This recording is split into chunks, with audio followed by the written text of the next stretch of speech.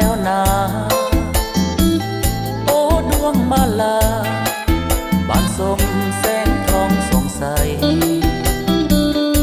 ละดูบานใหม่หอมเบ่งใจไปทั่วอาณาปีนี้ประสาททั้งหลายสุขสบายหายห่วงโลกาปีใหม่มหาไสเวียนมาปีใหม่มหาไสเวียนมามีฟุ้งมานตายหาย้อนป่าสาวสู่สิ่งใสอย่าลืมต้องจดจำใจอย่าลืมต้องจดจำใจสาลงวันปีใหม่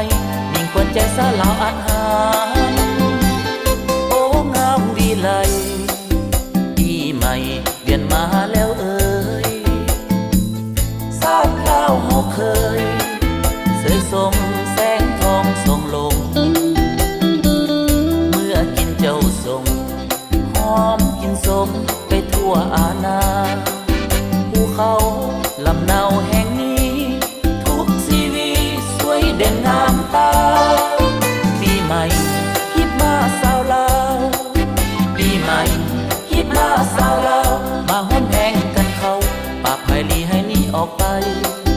อย่าลืมต้องจดจำใจอย่าลืมต้องจดจำใจประเทศลาวคนใหญ่ยิ่งคนใจสัตว์ลาวเฮาเอ่ย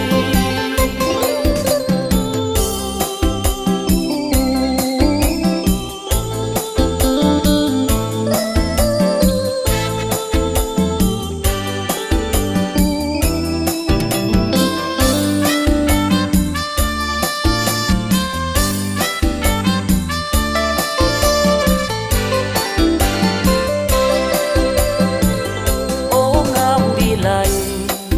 ปีใหม่เวียนมาแล้วเอ่ยทราบข่าวเฮาเคยเสยสมแสงทองส่งลงเมื่อกินเจ้าส่งหอมกินสมไปทั่วอาณาภูเขาลำเนาแห่งนี้ทุกชีวิตสวยเด่นงามตาปีใหม่ฮิตมาสาวลาวปีใหม่